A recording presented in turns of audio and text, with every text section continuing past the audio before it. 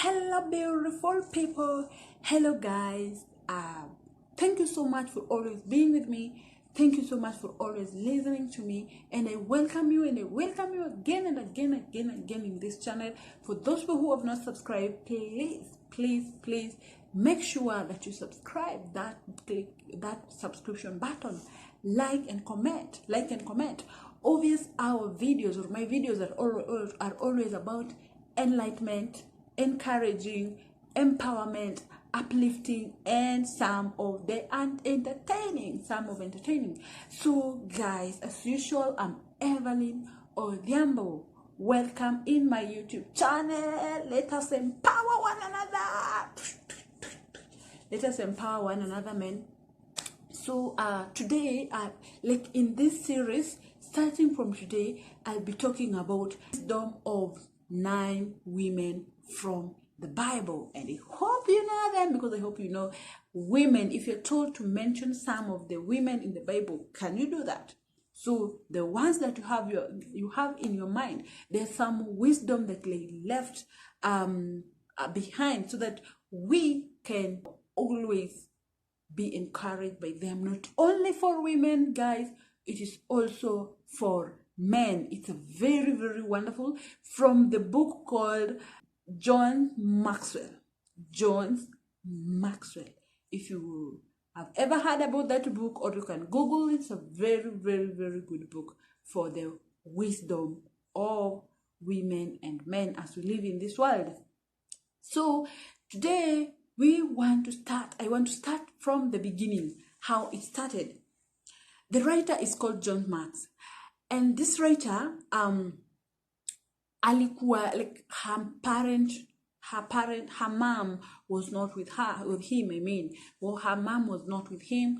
Her mom died some long time ago in 2019, and he used to really miss her mom. As usual, we do miss our mom. So he starts this, that in every time he usually wake up in the morning, not even wake up, he in his mind, as his routine, he always knows that every night when he wakes up in the morning, he only knows that it was not just a waking up, but that God was waking him up. And at that moment he could wake up in the morning, whatever he could do was only to pray. Every time, every now, any wake up, whether it was what, just as normal as us when we sleep in the night, sometimes we find ourselves being woken up by different issues.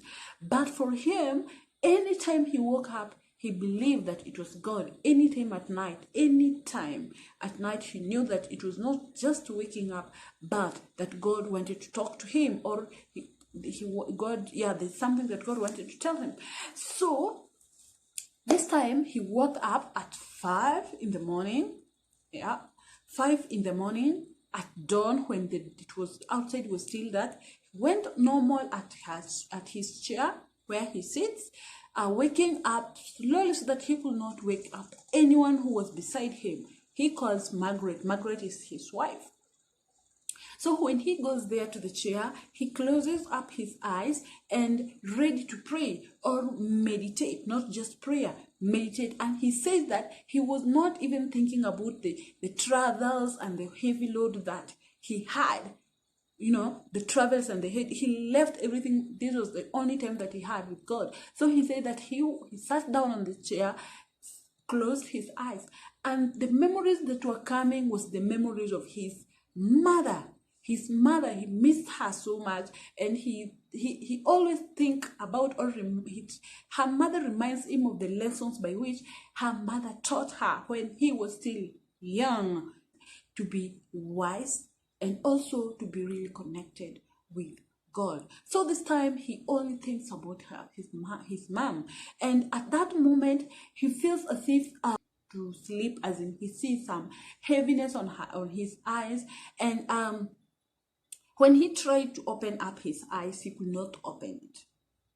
And the next thing he saw, when he opened his eyes, He saw himself in a very good, beautiful, flowering field, and it was a sunny day. Remember, when he was sitting on the chair, it was not sunny day. It was dawn in the morning. But at this moment, when he closed his eyes and he started feeling this dizziness and some unusual things happening to him, when he opened his eyes, when he was able to open his eyes, he was in a certain field.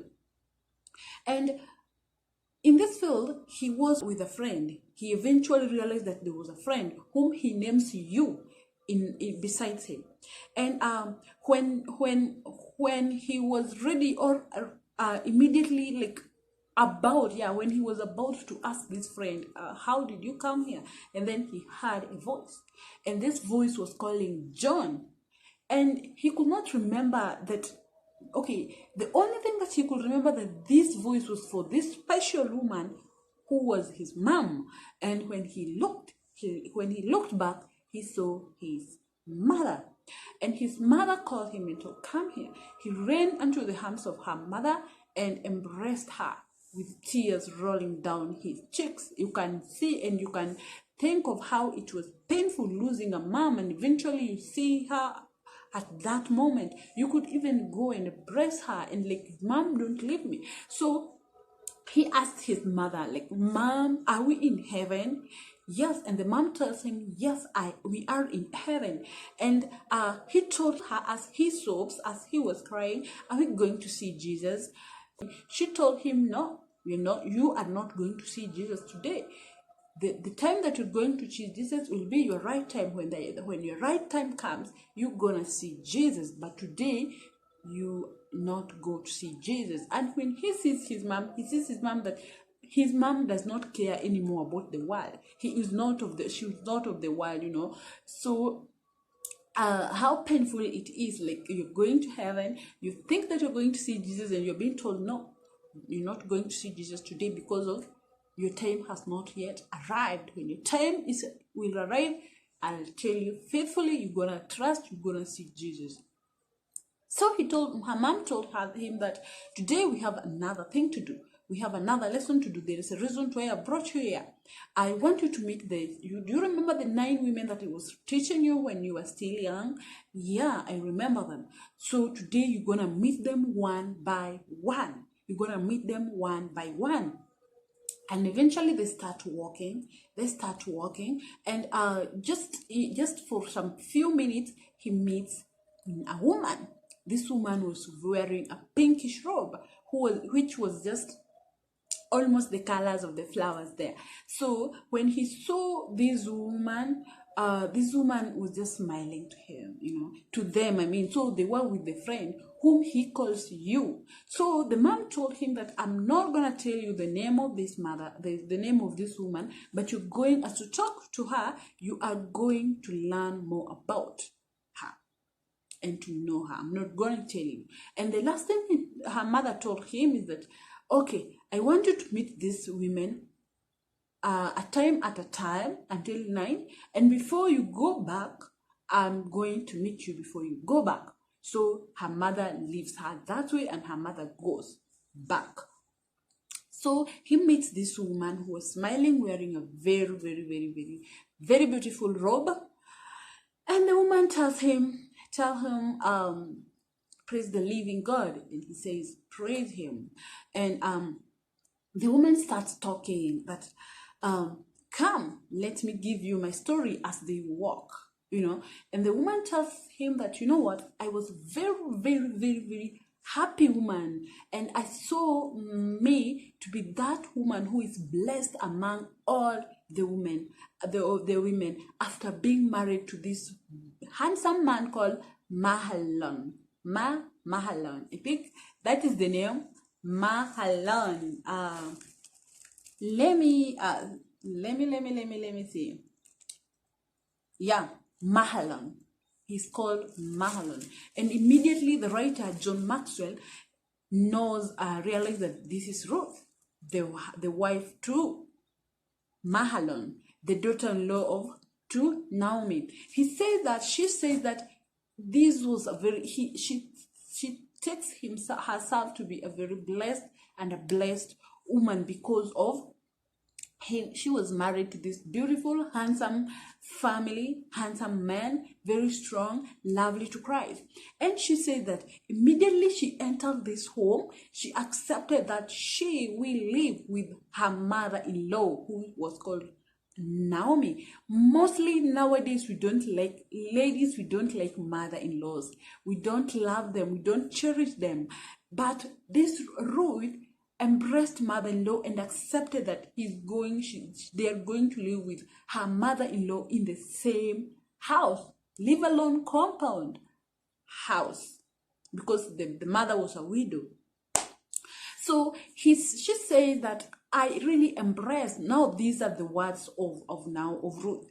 I really embraced this woman. I really loved this woman. And this family was more than my family. Remember that you're going to be married to another place.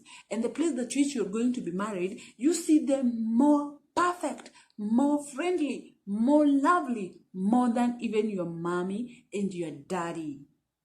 Oh my goodness, this is so fortunate, this is so blessing, this is so encouraging. Like there's this family, they're still in this world, the family that can accept you, you accept them, you come together so much, you consecrate with them together until they are more than your parents and your parents and your family.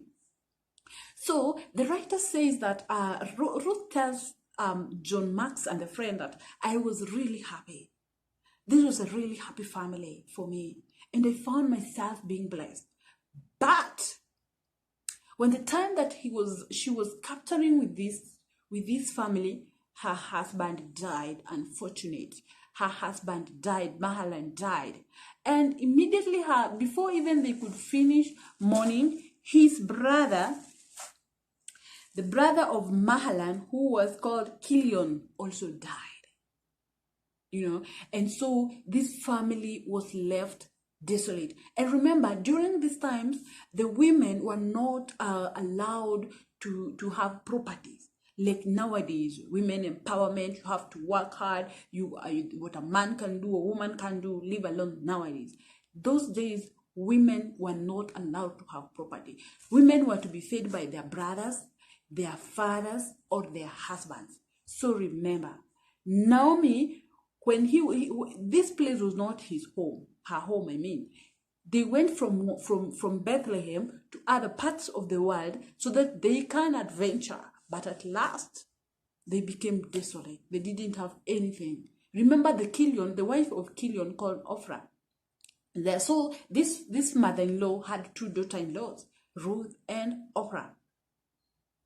And so it reached a time that now the mother-in-law said that, no, I don't have any child, you guys. You're still young. And remember, these people, this gentleman or this son of Naomi, they died when they didn't have any child. Any child. And remember, the husband of Naomi too died. So it is only Naomi who is left. So he told his daughters-in-law, you know what? I want you to go back to your place. I want you to go back home to your family. They still love you. They still care about you. Just go there. And this is another second part that now it is called follow your heart and get your hope. Follow your heart and get your hope. So Ophrah decided like, okay, I want to go. But remember, Ruth really loved the mother-in-law. And she does introduction that her mother-in-law was more than her parents. You get it? So he decided that no, I'm not going to leave you, mother-in-law. I'm going to be with you. I'm going to be with you where you go, what you do, what you eat. When we die together. And that was now how Ruth followed her heart. She followed her heart to get the hope. You get it? So when they went to Israel, when they went back to Bethlehem, Israel, Ruth could not just sit back and watch, because Naomi was very old. So she decided to go outside there and gather some food, harvest, do some jobs so that they can get something to eat. But God is God. When she went there, she found this gentleman, handsome man called Boaz, who was also in the lineage of the family of Naomi. And so she harvests 1, 2, 3. And remember, during those times, that is how God really planned for the Israelites. He told the Israelites that whenever you are harvesting, make sure that you don't harvest the corners of the field. These corners of the field will be harvested by those people who are very poor. Those people who are widows are the ones to gather the corners of the field. So when you own a field and you own this wheat farm or what, when you gather, just gather the middle part, but the outer part or the corners of the field don't harvest. So that's how Boaz's field was.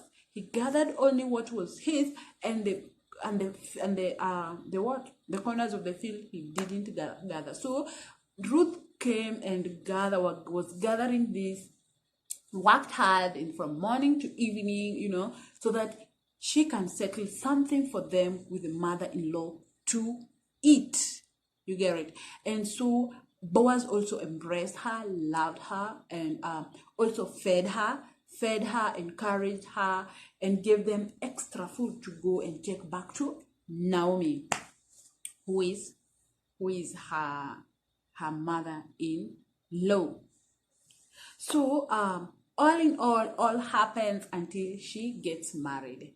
She gets married to Boaz by God's. So as Ruth was talking to these friends, John Maxwell and the friend, there's some lessons that she was trying to drive home. There are some lessons that she was trying to drive home. The first lesson, it was follow your heart to find your hope. Now, Ruth followed her heart. Her heart was to go with the mother-in-law. Her heart was to walk, to eat the same meal that the mother-in-law is eating. If she dies with her. So that was her heart. And after following her heart, she got her hope. Number 2, when you make a God-honoring decisions with heart, God guides you with his hand. When you make a God-honoring decision, make sure that whatever is in your heart, it is God's decisions. It is God's will. And make sure that whatever we really want, remember, everybody is brought in this world for a purpose, not to serve the world, but to serve God. So everybody has been given talent and a gift, to do. So when you follow your heart, when you follow the God's will, when you follow God's honors, God is going to bless you. So this was the second one. When you make a God-honoring decisions with heart, God guides you with his hand. Remember, when Ruth followed Naomi back to Bethlehem, remember the Israelites were not his family. He was not a Midianite. He was a Midianite. She was a Midianite. But these people are Israel. So when she went there, she thought that these people are not going to welcome her in any place. She thought that she was going to be a stranger. But when she went there and went to this field of Boaz, whatever happened, Boaz really loved her and cherished her, and did everything to make sure that her life and the old woman was successful. The old woman was successful. And so when you make a God-honoring decision with heart, God guides you with his hand. So that's how God guided her. She could not just sit down. She went and did something. At that moment she was doing something, she found this gentleman who really helped her. Another lesson is that God's eyes, there to no outsiders. In God's eyes, there is no outsiders. In God's eyes, there is no any outsiders, guys. Don't think you're outside. Don't think that the family has hated you thinking that you're outside. That is man. In man's or in human beings' perspective, he will take you as outsiders. And even for yourself, you will think that you are not ready. You cannot do this. This is more than you. This is more than your field. This is more than what you can do, in human perspective. But in God's perspective, you are his family. Remember, Ruth was not an Israelite. Remember, but to know that God's eyes, or in God's eyes, there is no stranger, he welcomed Ruth to the family of Israel and gave her this handsome law believer and trusting the law of God, Boaz, who did what? Who married her. You get it? Who married her. God welcomed her in this family and gave her this handsome woman who was really truthful and very faithful to God, who really helped them even to bring back their lost properties that were lost and bring them and give them back. You get it? So, in God's eyes, there is no outsider. God loves us. We are his family. He loves us that much. He even calls us, tells us, people, you are not strangers. You are my own children, called by my own name. Just accept me. I love you. I love you. Ruth experienced this, that God's love is sufficient for everyone. Even Christ was rejected, remember that. Even Christ was rejected. We can be rejected by parents, family, friends, with anyone human, but God will never reject us. Number 4, when we are distressed, let love motivate us to change. When we are distressed, let love motivate us to change. What does this mean? She tells this younger guys, or these younger friends, John Maxwell and the friend, she tells them this way: what do you do when you're distressed, when you're frustrated? What do you do when you're stressed? Remember, Ruth had lost her husband, whom she loved with all her heart. You get it? So she was stressed and what? But what happened, that love changed everything. Her love for Naomi changed everything. You get it? Because mostly when we are stressed, or if we were in the shoes of Naomi, of Ruth, what we could do after losing our parent or losing our husband, we could just decide to go back to our friends, go back home. But love changed everything. He loved Naomi. She followed Naomi until her marriage with Boaz changed everything, guys. Changed everything. Changed everything. So she said, what drives us when we are in distress? Fear, worry, frustration, resentment, bitterness. All these emotions will take us nowhere. It will not make us go forward. Let's look for love. Love will carry you forward. Follow your heart. Love will carry you forward. Follow your heart. The next one, he says, number 5, she said, hold on to faithfulness because it is the father of many blessings. Hold on to faithfulness because it is the father of many blessings. Trust God for who he is, not what he does, but God rewards faithfulness. Let us have faith in God. Let us trust him with all our heart, not for what he does for us, but who he is. When we are faithful to him, when we trust him just the way he says in his word, when we trust him, believe in him, he is always very, very faithful. Remember, God is not a man to lie. He's not a man to lie. So when he said that I will repay you faithfully, I'll repay you faithfully. So it does not mean when, how, where. Don't think about that. Don't think about when, how. What you should know is that God is gonna repay faithfully. Let's remain faithful to him. God always makes a way for those who love him. God makes a way for those who love him. Just the way I have said. When Ruth came to the family of Israel, she didn't know whether they are going to accept him. But the way that she was, but the way that God made that the fields, the corners of the field were not supposed to be ripped, and they were supposed to be ripped by widows and those people who are poor, really shows God's hand. He knows before he puts anything to what, before he puts anything to like a law or like something, he always knows. And so this helped Ruth. They could not live angry. They were feeding because of the laws and the rules that God made for the children of Israel, for the children of Israel. When we are faithful to God, He will also be faithful to bless us. We could not know how or when, but He will bless us, just the way I've told you. So when you look at this love, blessing, the faithfulness of God, really, Ruth was welcome in Israel. And you know what? Her marriage with Boaz made her very great. He was a very great lady who elders were desiring.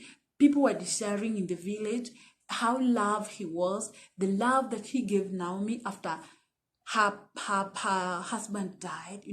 People were looking at her as a motivator. People were looking at her as someone very strange, as someone to always speak and to always search for guidance, So that's how people treated her.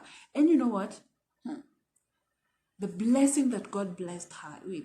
Remember, when she was married to Boaz, they got birth to the son called Obed.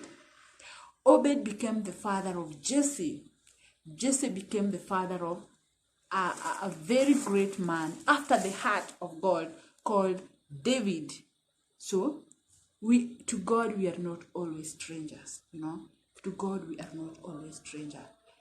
Ruth became the generation or the heritage of the birth of Jesus Christ, the family of Jesus Christ. You get it? He became the mother, he became the grandmother of Jesus Christ, because Jesus Christ came from the family of David, David.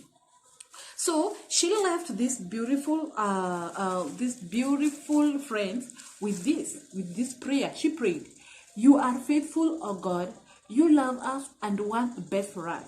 First, I pray that my friends will know their own hearts. When they are in doubt or distress, help them to be sensitive to you.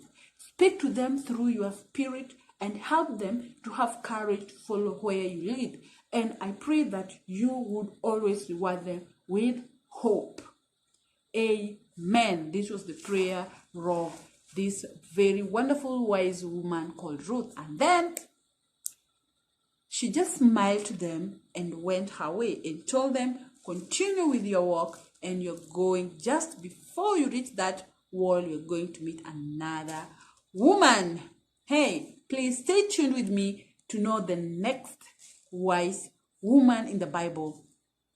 The other thing is that now we want to find the lessons from this advice, or from this wisdom, or from this talk. 1, leadership lessons. Do what you know is right, not what looks right to others. Do what you know is right. Is whatever you're going through, is your heart, whatever you're following, right, not what people are talking about. Do what you think is right towards God, not what people think that it is right. The next thing, follow your heart with integrity. Follow your heart with integrity can increase your influence with others. Following your heart with integrity can increase your influence with others. You know how Ruth followed her heart, and this made her to increase the integrity, increase the influence with others in Israel. In Israel, he went there, he was an influencer, he talked, she mingled, she talked, she advised, and that made her a good influencer in Israel. The third lesson is remember to be humble and keep walking as God blesses. When you are humble, keep working. Don't just sit. Just the way what Ruth, example is what Ruth did. When she went there in Israel, she didn't want to know whether they love him or not, whether they chased her or not. She went direct and started working in the garden, in the field. He started reaping, harvesting, So for us, let us do that. Let us just Walk in the ways of God, be faithful to God, love Him, and work hard and pray more. Thank you. Be blessed. Be with me in my next lesson. Thank you. Subscribe, comment, like. Bye.